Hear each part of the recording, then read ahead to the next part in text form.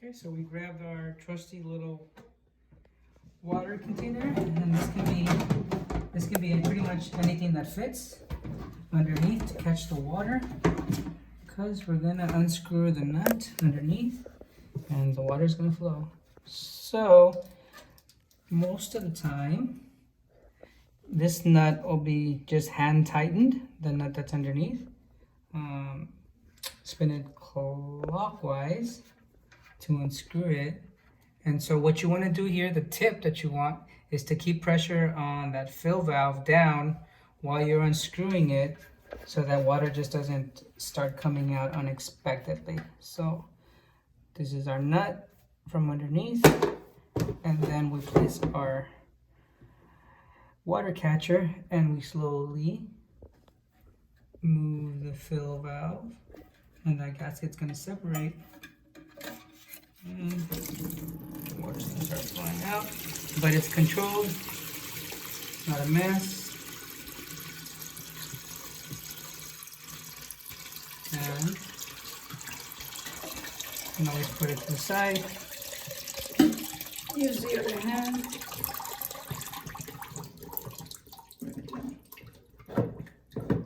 and then you can minimize your chance of damage here. There we go. Put it down. So this is one way to do it. It saves you a little bit of time, but like I said, you can always put a sponge inside of the tank and have it absorb and then put it out into your container. That's totally your preference. This is our new fill valve, and it already has the gasket inside and the new nut. The only advice that I would take before putting it in is, if you have a certain size, a particularly tall tank, I would try to make that adjustment higher or lower before I put it in. So I would do a dry fit. So this one is pretty standard. So this is gonna fit in here.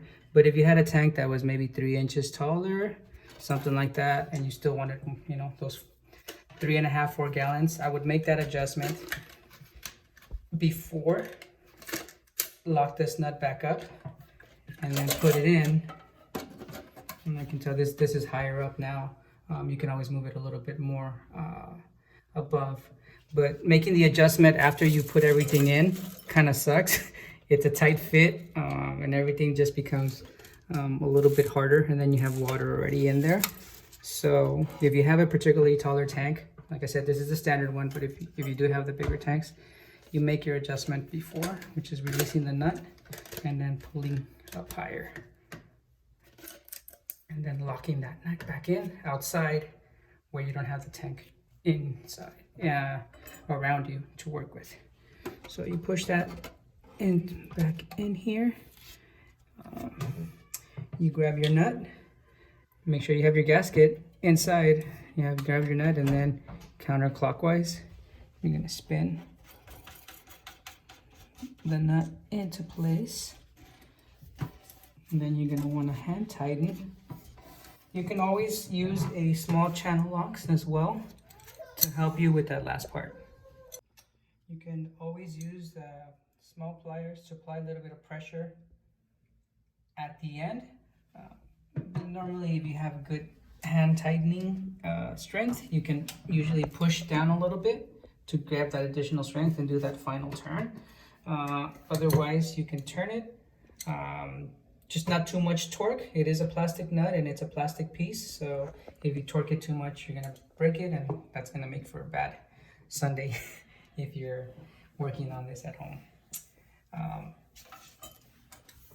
We have our new clip right here, and so that goes into this mechanism. And try to get it in. Sometimes it takes a little bit.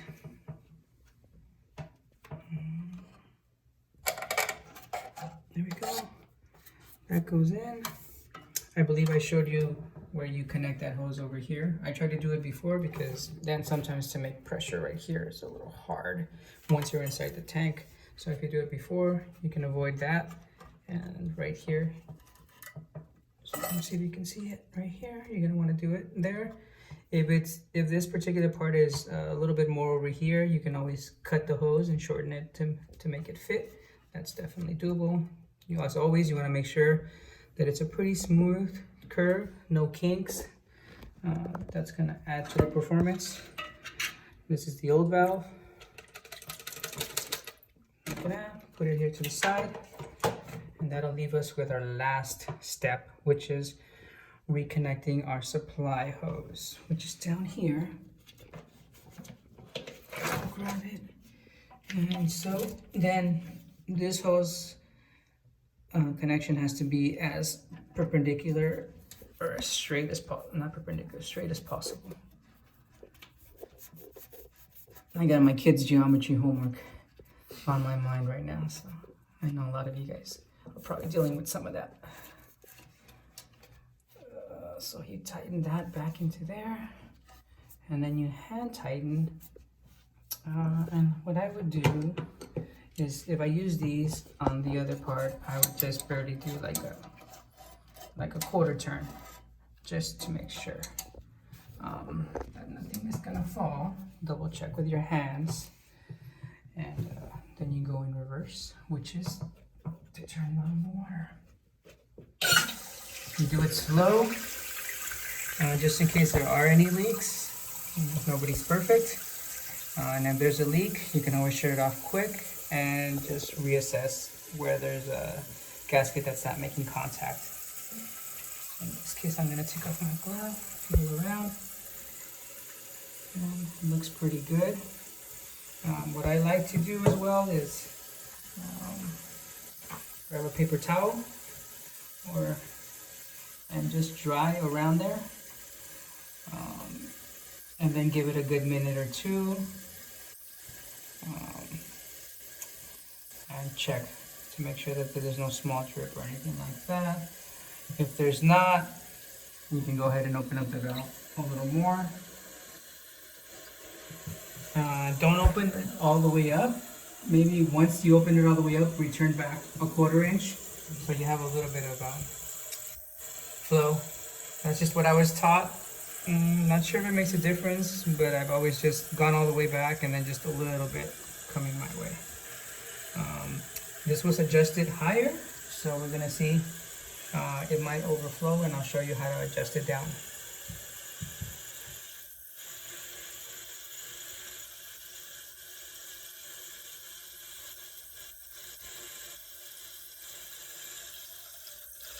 So usually if this was an old valve, this is kind of the issue that you'd be running into, where just water would just go out and just run. So it doesn't make it all the way because of that adjustment that we had made earlier. So I'm gonna try to adjust it with just the knob to bring it down, turning it down, and we're gonna try it again. So I'll push the float down and flush to test it.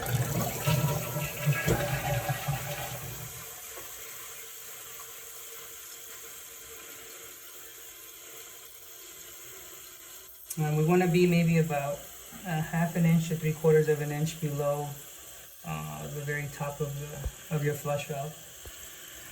That's kind of the sweet spot right there, where you get the maximum amount of water without risking being too close and just overflowing, either on a consistent basis or just off and on. Are we still too high? Ooh. Looks like we're just there. That's a little too close for comfort, so I'll continue to adjust up. It'll work fine like that, but if you can make an adjustment a little bit further down, I will. That's the most that I can do it. I'm going to try it one more time.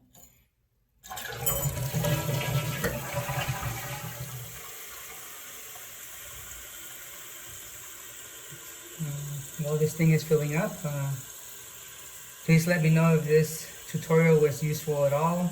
If I'm missing something, maybe you prefer a different kind of valve, or you have a different method of doing it. I'd be always open to learn. So let me know. There you go. We're about right there. So with that, we'll put the lid back on. Always keep the lid away from where you're working.